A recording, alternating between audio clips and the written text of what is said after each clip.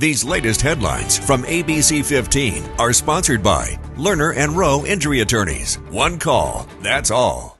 Hi there, good Saturday to you. I'm Amelia Fabiano with your top stories from ABC15 Arizona. Opening statements are now 2 days away in the Lori Daybell trial. The so-called doomsday mom is back in Arizona defending herself. She's accused of conspiring to kill her fourth husband, Charles Vallow. ABC15's Ashley Holden taking a closer look at that case, speaking with former prosecutors, including one who helped convict Daybell in Idaho.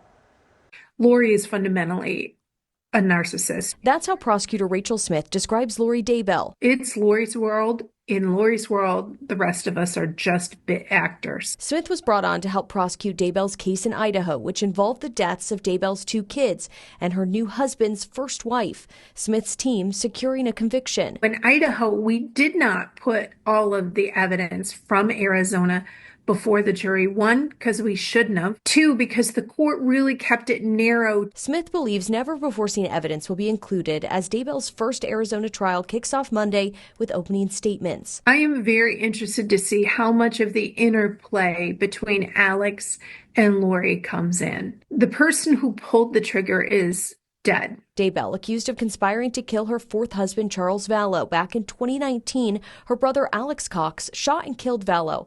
Cox claimed self-defense, later dying of apparent natural causes.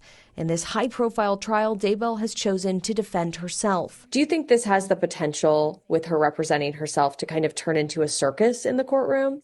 I think most definitely. Ashley Adams is a former prosecutor with the U.S. Attorney's Office, also answering our questions ahead of trial. One of the dangers, of course, of her representing herself is that she could make statements or engage in a conversation with the witness, and those statements could ultimately be used against her. It'll be a wild ride for the jury, the prosecution, and the judge, that's for sure. But Adams says it's Daybell's constitutional right. By her side, 2 legal advisors. The idea is that they, keep her apprised of procedural issues, protocols, things like that, so that the judge doesn't have to deal with that. The stage is set in Maricopa County, and everything will play out on camera in court. Lori is going to act however the audience that she's in front of reacts to her. She has made a lifetime out of working whoever she's with. Here in Arizona, Daybell is also accused of conspiring to kill her niece's ex-husband.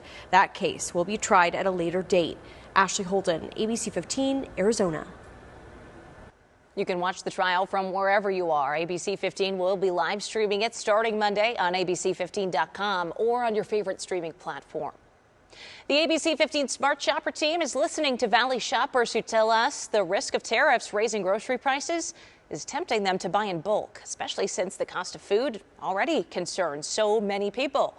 But one ASU professor warns buying in bulk will disrupt the supply chain. If you buy a lot of toilet paper, you're going to skimp on something else which is essential, and you will not buy that, leading to an impact on that industry. His advice is to remember that while grocery prices may rise, those price jumps will be small compared to your bigger purchase items like cars and smartphones. All right, looking for something to do this weekend? Why not head out to the Maricopa County Fair? Tickets are $10 on site and on the fair's website. Kids 7 years old and under, though, are free. Those doors open at 4 p.m. today. Also, Arizona's largest water park is set to open for its 16th season. Hurricane Harbor is opening for the season today. Gates open at 11 this morning. And heads up to our Smart Shoppers. Tickets start at $29 if you buy them online. That's 50% cheaper than if you buy them at the gate.